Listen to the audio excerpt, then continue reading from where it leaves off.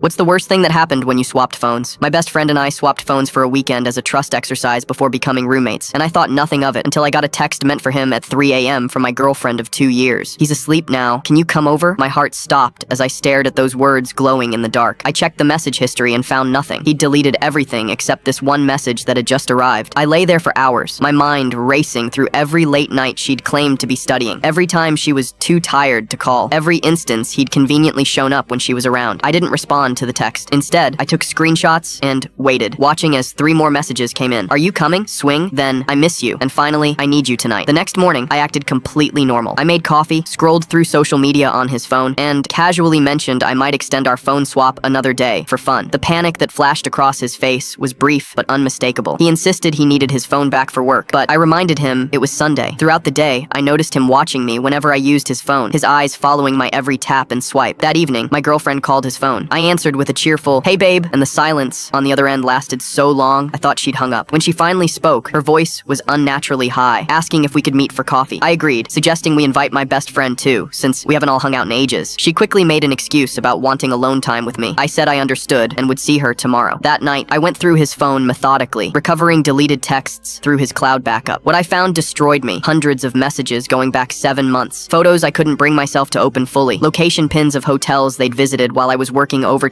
to save for our anniversary trip. The worst part wasn't the cheating. It was the messages where they laughed about me. "He actually believes I'm at my mom's this weekend," she'd written once. "Poor guy would probably still propose even if he caught us," he'd replied. And he was right. I had been saving for a ring, working double shifts while they were spending my trust on hotel rooms. I didn't confront either of them immediately. Instead, I transferred the evidence to my computer and returned his phone the next morning with a smile. For the next 2 weeks, I pretended everything was normal while quietly making arrangements. I canceled our shared gym membership, removed my name from our phone plan, and packed my important documents. On what would have been our anniversary, I left an envelope on her pillow containing printed screenshots of their conversations and the key to what would have been our apartment together. The lease I'd removed my name from that morning. I texted them both the same message. "Congratulations, you're perfect for each other. The rent's due on the 1st. Then I blocked them everywhere and drove 6 hours to my sister's place. 3 months later, I'm still getting calls from unknown numbers. Sometimes it's her crying, sometimes it's him claiming it was a mistake. My mutual friends tell me she lost her job after showing up drunk too many times, and he's been bad-mouthing me to anyone who'll listen, claiming I overreacted. But the same friends also forward me the desperate messages they send, asking if anyone's heard from me. Last week, I received a small package forwarded through my parents, the promise ring I'd given her 2 years ago with a 10-page letter begging for another chance. I donated the ring to a charity auction and sent back a letter asking for another ring. If she wants to fix everything, I'll also sell that one.